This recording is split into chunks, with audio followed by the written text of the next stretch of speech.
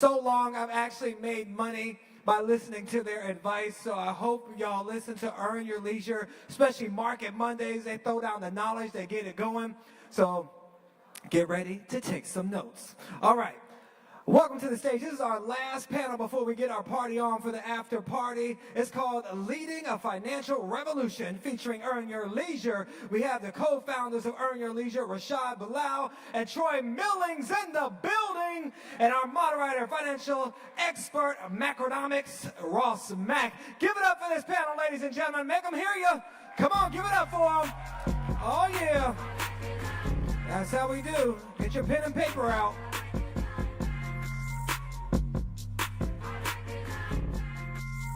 What's up? Yo. How y'all feeling? Yes, we made it, Ross. Had a long night last night, man. Check. We are first honored to be here with Ross Mack. This is a privilege. Thank you. Hey, this got to feel a little different because the interviewers are becoming the interviewees. That's a fact. It's much easier to answer questions than to ask them. So I get that. So once again, Atlanta, thank you guys for being here. Shout out to Earn Your Leisure. God, okay. I don't know if it's working, but we're going to go like this, man. Now that we're at the Disruptor Summit, I really want to think about it like this, right? When it comes to being an entrepreneur, I think everybody understands you always want to start with your passion, right? So the year's 2017.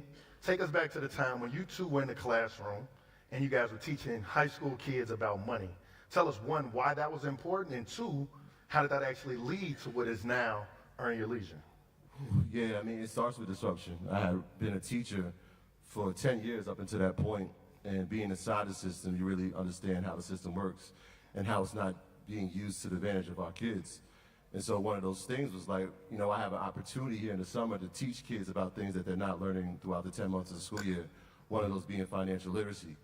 And so the kids are going to get paid, and it was like an opportunity here to say, all right, if we're going to give them money and they're going to earn this money, let's teach them about the value of it. The trajectory of their lives could change. It was the goal, right? Like if I teach you at 14 how to manage money, how to invest it, how to save it, how to share it, the principles of it, what would you look like at 16? What would you look at 18, 21 when you're making some of the biggest financial decisions of your life, right? Mm-hmm. It's either you're going to be going to college or you're going to be trying to find a job. And so if we prepare them with the tools early, what would they look like in their future lives? And so that was pretty much the mindset behind it at the beginning. And then obviously, you know, when I was thinking like, this is great for where we're at, but how do we scale it? I was trying to create new models. Rashad had the brilliant idea. He's like, nah, social media is going to be the route. Mm-hmm.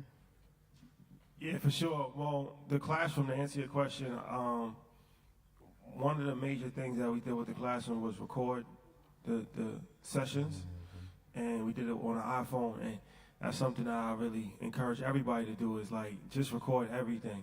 Like, you know what I mean? No matter how small you think it is in the moment, it's actually, you know, a living document that could eventually be an artifact. So I knew the importance of social media back then, and I just had AB like, yo, just tape this, record it.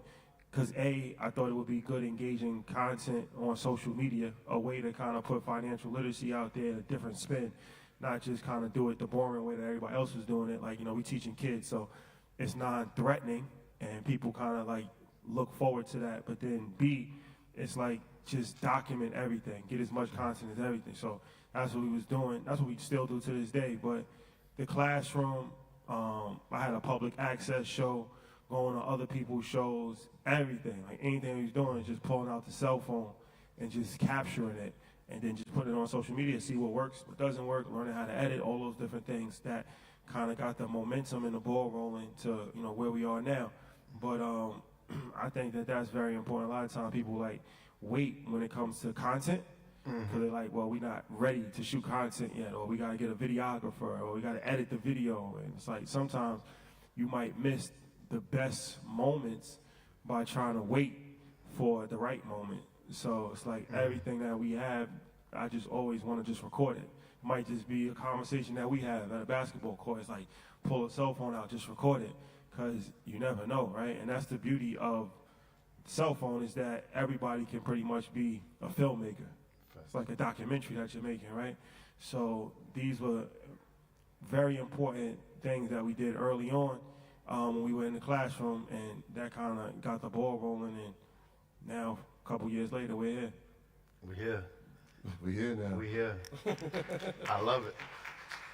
So to the entrepreneurs in the audience, right?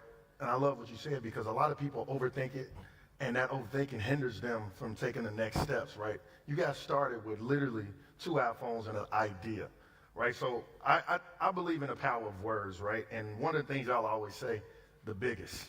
We the biggest. We the biggest. And so I say that to say, what did EYL start as, the idea, and what would you say it is morphed to today? Started as, so the original thesis for Earn Your Leisure was sports and entertainment, the financial stories behind sports and entertainment. We wasn't really into the real estate, crypto. Like, we didn't think that that was something that people would really be interested in right away. It was like the Trojan horse method. Like, we're gonna talk about sports and entertainment, but tell the financial story behind it. That way we can kind of put the medicine in the candy. And so we were telling stories about like 50 Cent's vitamin water deal, or like Dipset and Supreme, or Beyonce, different things like Soulja Boy, stuff like that, like where there was business lessons, like a case study pretty much made around hip hop and sports. That was the original thesis behind it. Then, as it evolved, we realized that it was a bigger offering. So then we started talking to entrepreneurs, then we started talking about real estate, stocks, and it kind of turned into what it is now. So what it is now is, yeah, it's a media company mixed with education. I think it's like a new age media company. So we produce content. We have 7 shows under the umbrella of EYL Network. And, you know, we do events, we travel. EYL University, 12,000 students on that. So I feel like CNBC mixed with, you know, Howard University, Harvard University, whatever educational, you know, university that is highly respected, where CNBC, no disrespect to them, is a great platform, but they report news. That's what most media outlets do. They just report things that already happened. But very few media outlets actually like educate people at the same time. So we have the unique ability to do both, where we report news in real time, but we also provide education as well. So now you're actually being turned on to new current events and different things that's happening, but you're also being educated. And that was something that when we saw that really had never been done successfully before. So even bigger than just our culture, like anywhere in the world. So that was kind of our niche. That's what we drilled down on, and that's kind of what we still are on this mission to today. Yeah, and as far as the biggest, man, we just talk about manifestation. And we took that from hip hop. Like, we make no secret about that. Like, that's what we grew up on. When we heard Jay say Biggie, Jay-Z, and Nas, and he wasn't even in the conversation, but later he would become the guy, right? When Ross said he's the biggest boss that we ever seen thus far, it was like, all right, well, there's no argument. Wayne, the best rapper alive. And so we were looking at it in a space where it was a clear landscape for us. It was like we hadn't seen anybody do what we were doing. So yeah, we're the biggest. And then we started hearing other people saying, yeah, the biggest, and it was like, you know what? Nah, the biggest ever. Right? And it was something that we just manifested, but it also put us in a tunnel vision to stay focused on the next thing, the next task. It was like, we're never looking at the past of what we've accomplished and saying, all right, let's just rest on our laurels here. Like, this was great, let's just stay here. It was like, no, we did this. How do we get better? How do we get bigger? What's the next task? Like, what else can we accomplish? Or what trend can we set? Or, you know, what leadership pattern can we now put to the world and to our community that they now can follow? And so the biggest ever was, yeah, it was manifestation, but it was really a mantra that we live to push ourselves even further. Facts. I love that. So one thing I want to talk about, right, is what's happening. There's a paradigm shift happening in our culture, right? And that's the financial consciousness of Black America. And obviously you guys are pivotal at that, in the forefront of it. How do you guys see that shaping our culture, and what do you think that's going to look like in the next 5-10 years? Yeah, I think people are, you know, the internet has provided opportunities for people to learn and you know, pick up on education that they might not have been able to do before. So it's definitely something that, you know, everything is just in stages. Like, this was never supposed to be like just the end all be all for us. So we're already looking at like what's after this. So creating curriculum. I feel like every 5 years you got to kind of reinvent yourself. So we almost on the 5-year mark. So we've done pretty much all we can do on online space. Like this is more stuff, but the next iteration for us is in the schools where we started. So we're developing curriculum right now, working with New York City School District to hopefully be able to implement financial literacy curriculum in the school department. That would be big. That's the biggest school. Thank you. Yeah, I mean, you take a city like New York with almost 1 million kids in the school district, the capital of capitalism, and they don't have financial literacy in the school district. It doesn't make any sense. When you have Wall Street, you got everything right there. So it's like, all right, now if we can do that successfully in New York, then Chicago might be next, LA might be next, Miami might be next. You know, that's something that we can maybe even have a national, you know, mandate for financial literacy, and then international as well. So this is something that we're very, very focused on. Like, America is great, but there's more opportunity outside of America than there is in America. Specifically in Africa is a continent that we're looking at intensely. So we got a show in Ghana. We're going to Ghana. We went to Nigeria. There's like 3 people flying. For sure. Yeah, for sure. So these are things that we feel like there's a lot of opportunity on the media side, on the education side, a variety of different things that we're seeing. Spoke to Akon about Senegal, so definitely, and then Toronto, Canada is an amazing place. Like, we went up to Canada, we was on national TV and everything, and they don't have anything like what we have in America. A lot of times we get spoiled because we don't really understand, like, we just get caught up in our bubble in America, but there's so much financial information online in America, it kind of gets watered down. People just kind of like disregard it. There is nothing like that for our culture in Canada at all, and the UK. So we're going to London in 2 weeks. So I feel like, you know, that's the next step for us. We're not really too focused on what we currently have done. It's been an amazing journey, but now it's time to switch focus and think bigger. Yeah, I think what's beautiful about that is it's such a unique time, right? When you're talking about what's next, the beauty of it is that the people in this room and the people that have followed our journey get to watch it happen in real time. Think about a time in history where you watch a company start from a dining room with an iPhone and an idea to eventually one day being a multi-billion-dollar company to being publicly traded, but you're watching it happen. There's always 2 things we always talk about, aspiration and inspiration. Imagine what that does to a community when they see it firsthand. Because we've seen success in our communities, and we've seen companies expand, and we've seen black business, but have we seen it from start to almost not finished, but every goal being reached in real time? It's a unique time, and I feel like what we have here is that. It becomes the place, it becomes the reality TV of finance to see this happen. And again, I'd be interested, like when you say what's next, I'd be interested to see what is the offspring of that, right? Because as we're blazing a path, right, there are people who are creating their own businesses and they're creating their own financial stability and generational sustainable wealth as this is happening for us. So I'm interested to seeing what's next for us, but what's really interesting is what's next for the people that are on the journey with us. You know, you just said something that was enlightening because you were talking about people get to see it real time, right? And I'm a peer, but I'm also a fan, so I get to see certain things real time. When you see certain people that you look up to now become peers. And so I say that to say, right, the average person, they go through their contacts, they got aunties, cousins, a few friends on some money. Y'all Rolodex look a little different now, right? So let's talk about the fact that you guys have moguls and billionaires that are now in your Rolodex. Talk about the power of relationships, and maybe any advice you would give to entrepreneurs on how important relationships are. It's the most important thing in the world. Like I said, I put a post up the other day where I felt information is 20% of your success, relationships are 80% of your success. And somebody in the comments, they got mad. They were like, well, it's always successful people that say that. What about the average person? Da, da, da. Well, I'm just telling you my story. We didn't start with much, but 2 iPhones. what we got is all built off of relationships. So you can try to argue with the information. I'm just not sure how beneficial that's going to be, because it's like, it's just the reality. So it's you're only going to go as far as your relationships. And you don't have to start. We didn't know Robert Smith when we first started. We didn't know Steve Harvey when we first started. We built a relationship with MG the mortgage guy.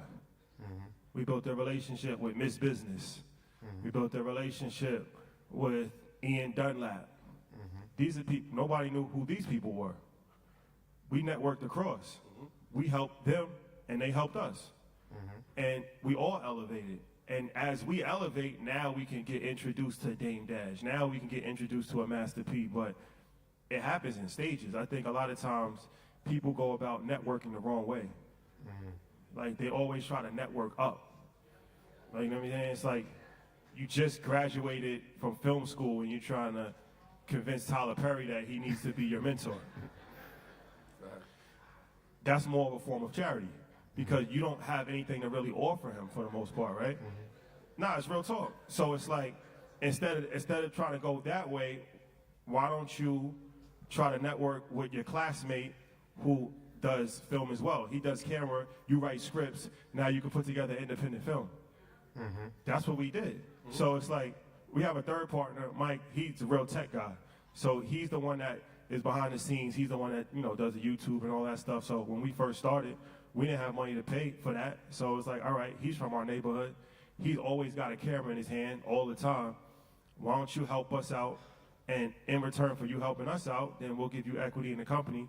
This is what you do well. This is what I do well. This is what he does well. None of us were celebrities. None of us were, you know, world-renowned people, but we all had individual skill sets and we grew together. So it's like networking across is extremely beneficial, but a lot of times people don't want to network across because they don't see value in somebody next to them. But they don't see value in somebody next to them because you really don't see value in yourself. It's a gem. You know what I'm saying? Because when I look next to me, I'm looking at Troy, I'm looking at me, it's a reflection of myself. So I think that that's extremely, extremely important to fully understand that, because you'll get extremely frustrated if you're always trying to like just disregard the people next to you and just always trying to, you know, go up. When it's time to go up, you will go up. But in the meantime, let's build together, let's help each other grow, and then now we all can reach different levels. It's a lot, Ross. Yeah, I mean, he said that as clean as possible. I mean, it's that important. And being in this room, it says a lot, right? Because a lot of people, after we come off the stage, will say, hey, we need to go find her in your leisure. And I'm going to tell you, like, well, who were you sitting next to while you were watching us? Because that person could probably help you more than we can, right? And so when you're talking about being in a space, and that's why I always tell people, it's not about being in the right place at the right time. It's about being in the right place all the time. Put yourself in a position where you can add value first, and the benefits will come after that, right? And so we never went into a scenario. I remember when we wrote down our list of who we wanted to have on our show. And it was like, okay, that's a goal. But we got to make sure that we find people that can add value to the everyday person. Because, yeah, it's good to hear from a Dame Dash, and it's even more amazing to hear from Steve Harvey, but your CPA going to help you a little bit more than that, right? You see what I'm saying? And your real estate broker going to help you a little bit more than that. And your tax professional, all these people are going to help you in your everyday life more than that advice is going to. That can be inspirational, but this is actually fundamental, grounded in what you need to get done today. And so that value add has to happen. So, you know, when a lot of times people say like, yo, I need to be on your show. I need to be on your show. And I'm thinking to myself, well, maybe that's true, right? In fact, it'll be true when the people tell us that you've added so much value to your community that the world needs to hear it, right? So it's never an instance where it's like, nah, that's not gonna happen. It's like, yo, listen, add value to your community, add value to your, wherever you're at, your city, your town, your state, we're gonna find you. The same way that people saw us and said, these guys are adding value, I need to sit down with them, is the same way that I look at people who come up with us and say the same thing. Awesome.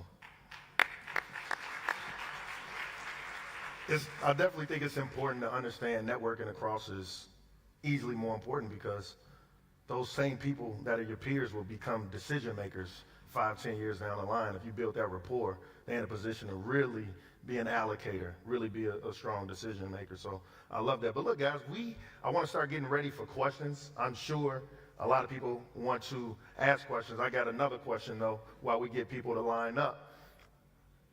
Everybody sees the success today, right? let's talk about some times that you guys were not as successful and how that has potentially shaped your current your business acumen today, right? So I did a little research. I understand you guys were once in the tech field with an app. So let me know a little bit about that, and we'll let the people know about that. But most importantly, what were some of the biggest lessons that you guys learned and how that shaped today? Yeah, for sure. We started the app. Our other partner, as I said, he was like doing a DJ. You ever go to the club and you hear the music playing and then you see the video playing at the same time? So he actually owned that company, or one of those companies. It's a company that does that. Okay. So he had a good idea to have an app for DJs where they could put their music in the cloud, and it was going to revolutionize the whole DJ industry. And we started it, we put together the plan and everything, and we didn't know anything about building an app, so contacted some app developers and got the price, and it was crazy. So we had a bright idea to hire app developers from India. Outsource. Yeah. Business lesson. It's a valuable lesson, though. Sometimes when you try to save money, you lose money. So to get it built in America, it was going to be like $150,000. India, they said that they would do it for 30. Off to India we go. Haven't seen that 30,000. We haven't seen it since. No, we haven't. Yeah. So that was a valuable lesson. But the biggest lesson is never do something that you don't fully understand. I didn't fully understand. I just thought it was a good idea how it was explained to me.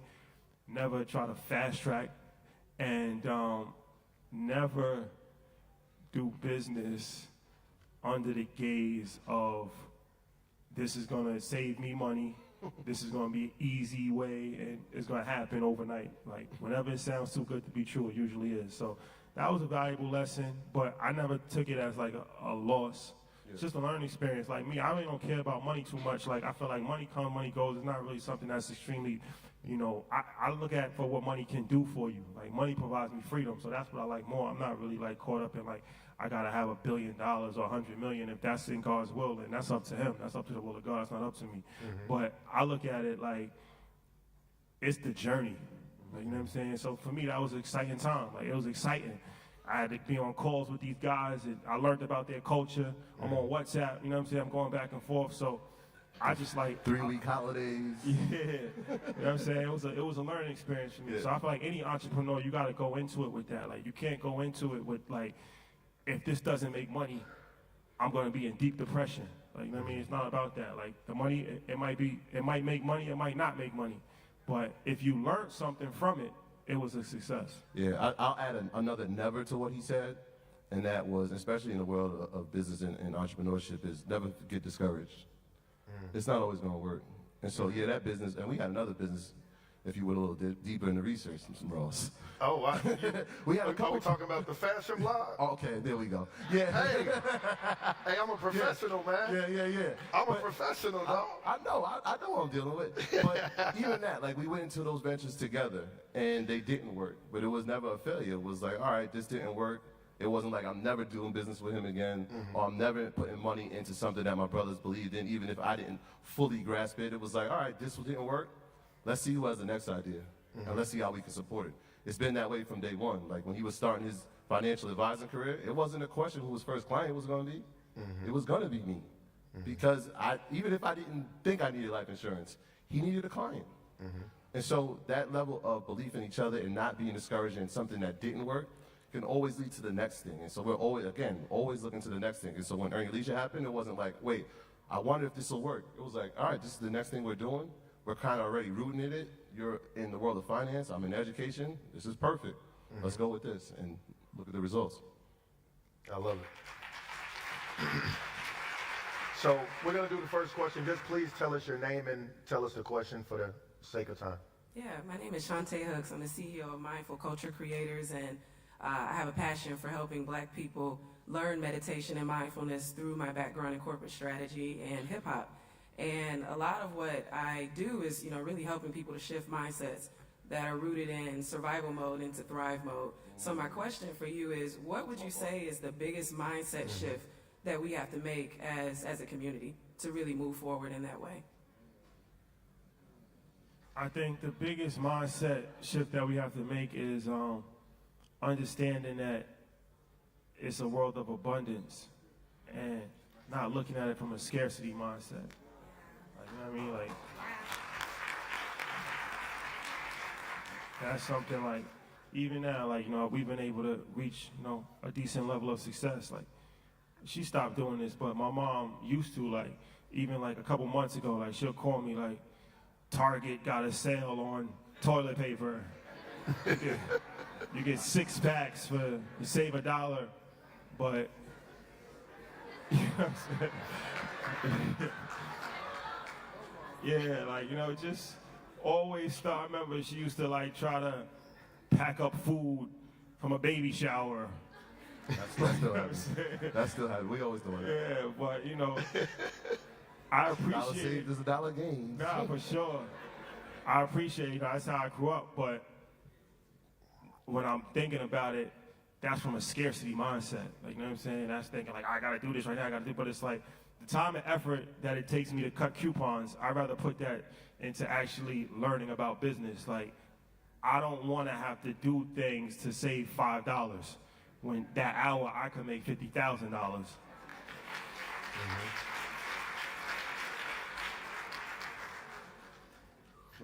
Next question. Okay. Hi guys, I am Marquina Novembre.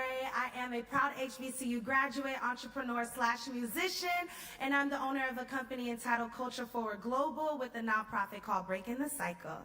So with that being said, I have been following you brothers for so long. I've actually had the pleasure to meet you at a couple. We met before. I know that voice. Yes, and I actually just emailed over that associate that you texted me about, so we'll just follow up on that later. But my main question to you guys is, being that y'all, started off in teaching, had so many different businesses that you did together, being that y'all are clearly friends and brothers, y'all do so many things, and one of the hardest things in business is being in business with your friends and it actually lasting. So what are some do's and don'ts for you guys, and how do you maintain such a healthy friendship and brotherhood? Well, I think what you ended with is the most important part, realizing that it's a brotherhood first. Like, I knew him since he's 11 years old when his mom was packing chicken sandwiches for him every day for lunch. Like, I really know him.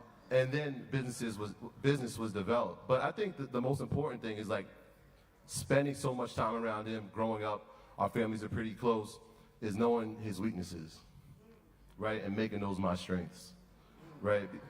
And so well, okay. Yeah, no, it's important, right? Like, I don't have to be great at certain things because I know he is, especially in business, right? And that happens from the beginning. Like, he was great at social media, and I could have had my ego say, like, I'm gonna be as great as him. I wanna post just like him. Or I could say, you know what, he's great at that. How can I help him be greater? And so that's the approach I took with it. Was like, yo, I know he doesn't like to read, right? I'm like, okay. No, he doesn't. He doesn't, like, this is something he doesn't like. I know that. So I'm like, all right, well, I'll read as much as I can, and if I find articles, if I find interesting things that I think our community will like, I'm gonna send it to him to see what he does with it and post it. And magic was happening. Like, I would send him like 10 to 15 articles every morning before I went to work. He'd probably post 2 of them. And it was like, wait, I'm sending you like 15, bro. But it was okay. It was just like I started following the pattern of how he was posting. So I'm adapting to some of his strengths and vice versa. Like, there's certain things that he's gonna rely on me for because he knows that, you know what, I don't have to be great at that. I'm trusting my brother to make sure that that's good. And so I think in business, that's key. And again, it's the brotherhood thing. Like, knowing that, listen, if there's any time that he needs me outside of business, it's a call. I'm pulling up. We stop everything. I'm stopping everything for him. Yeah, and vice versa. I think it's also, I'll just add something quick. It's very important. We have to learn how to talk to each other, and especially with men, black men. Like, so many relationships get ruined off of pride and ego, and sometimes you say things and your words, they really can't be reversed. So it's like, how do we learn to say sorry? How do we learn to accept an apology? How do we learn to not communicate when we're mad, walk away? How do we learn to, disagree honorably and not try to embarrass somebody publicly? These are things that conflict resolution is extremely important, not just for business, just in life. Like, there's so many people that's serving 100 years in jail or dead because they let their emotions overpower their intellect and they didn't know how to properly communicate. So, Yeah, that's a bar. And just really quick, because a great friend of ours told us this the other day at lunch, because people see us all the time and like, you guys have to have the same mindset. You have to agree with everything. And he was like, look, if two men agree all the time, one of them is not needed. Right? And so people don't see this, but like, yeah, we don't agree, but it's going to be a phone call. It's going to be a phone call between me and him, and we're going to figure this out. And even if we don't ever come to agreement, like you said, it's honorable. I respect him enough to hear his point of view, and he respects me enough to hear mine. And if I'm wrong, I'm sorry. And if he's wrong, I'm sorry. That's that brotherhood that was rooted in. So like when people say, how do we duplicate y'all? I'm like, try to talk to somebody for 25 years every day. And good luck. It's a fact. Good afternoon. My name is Joy Christina, and I just exited 2 businesses, and I'm in the process of taking my Series 65 so that I can launch this fund Clap it up for her, y'all. for a real estate.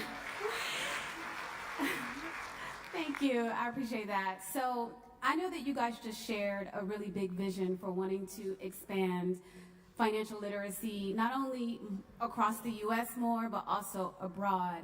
And I wanted to ask, what is the biggest barriers or roadblocks that you guys are experiencing as you guys are trying to execute this vision that relate specifically to the execution of it and the operational, the operations of it? well, from the classroom perspective, it's a lot of bureaucracy that goes into play as far as education system in America, where entrepreneurs, like, we get an idea and you can execute it. Success loves speed. That's one thing that we really like, to just do things quickly. But when you work with the government, you realize a lot of things are not in your control.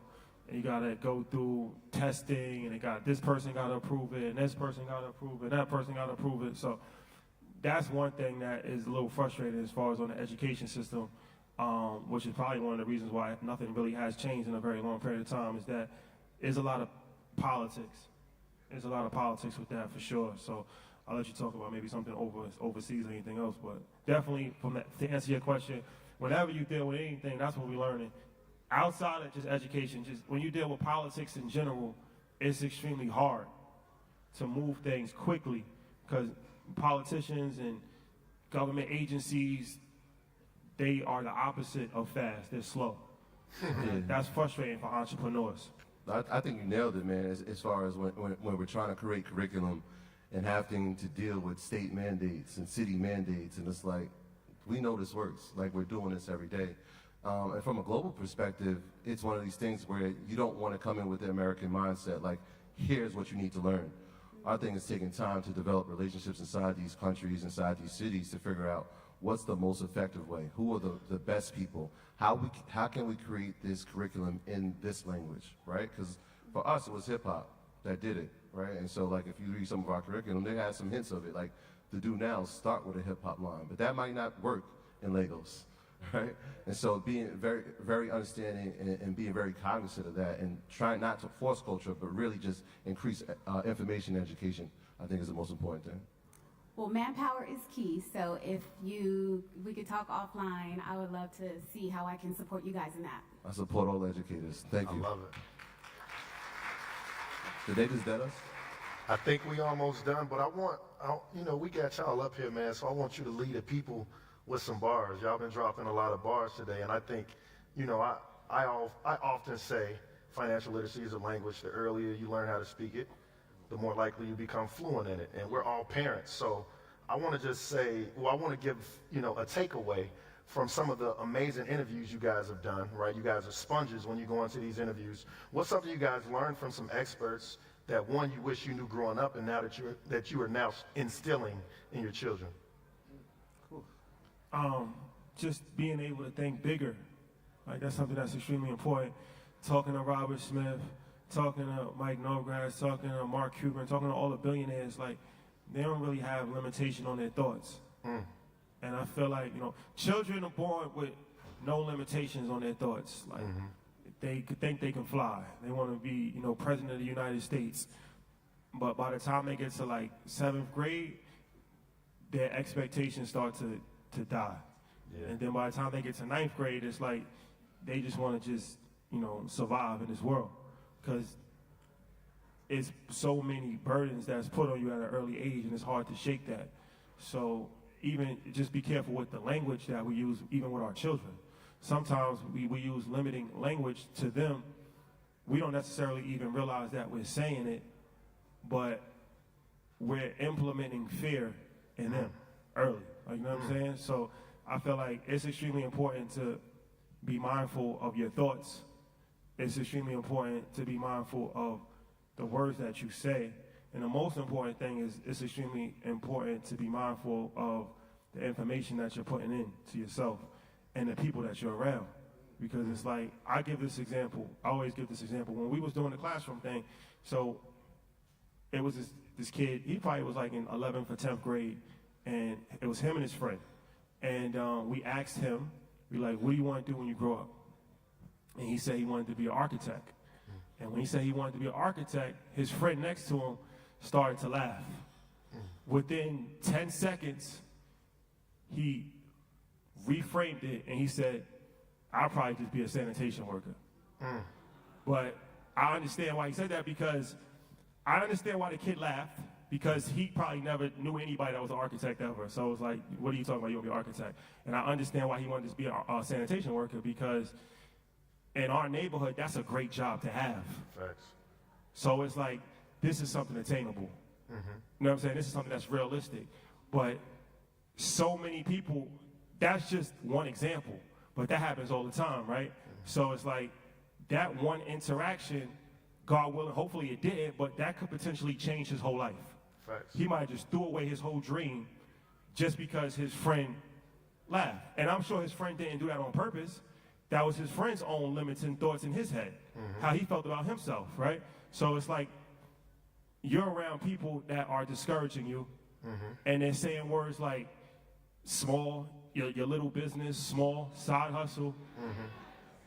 And it's like, these are words that subconsciously, they're making you feel lesser, and you feel like it's discouraging, right? So it's very important to correct people, but like even Ye said, any pessimists, I ain't talk to them.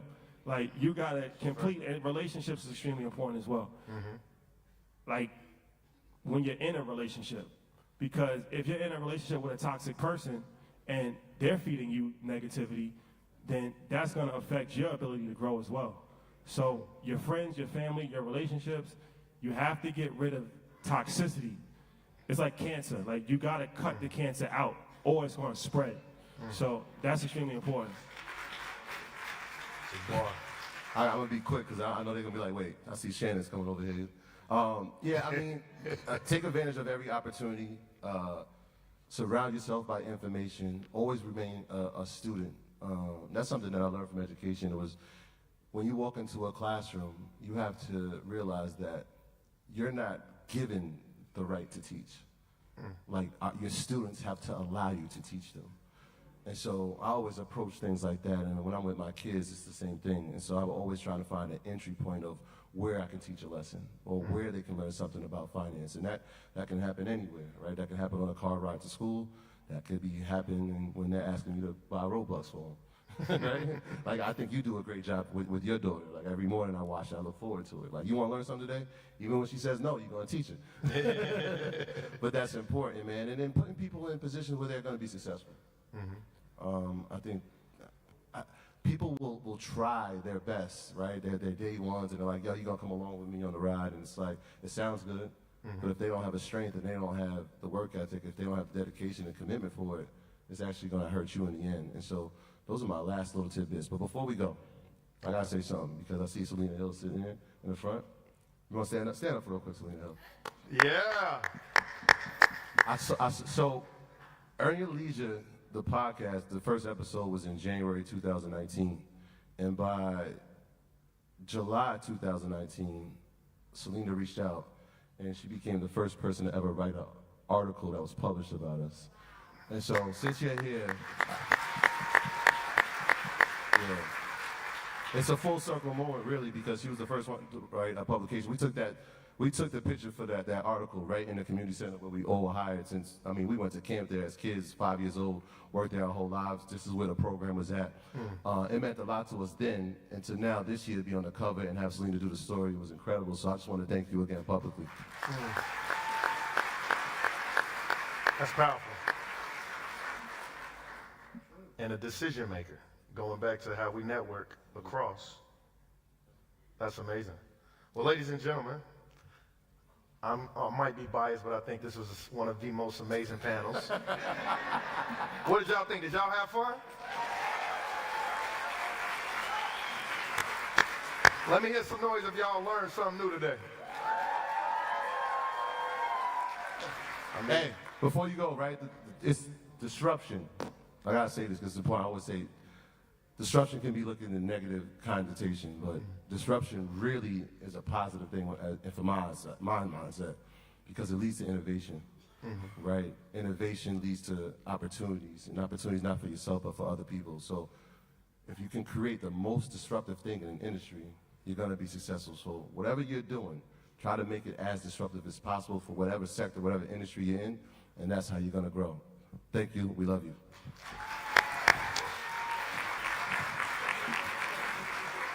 I told y'all was in store for a treat today, didn't I?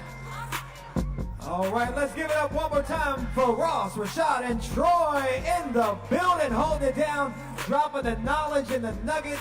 I hope y'all writing some of that down. Network across. Don't always worry about networking up. Value yourself. All these great gems. Sometimes when you save money, you lose money. We're keeping it going. That's the stuff you get here at Black Enterprise. And if you haven't checked out their cover story, make sure you check it out at Black Enterprise. Selena holding it down as always. All right, we're going to get some photos, and I want to remind you all of some housekeeping things we got going down.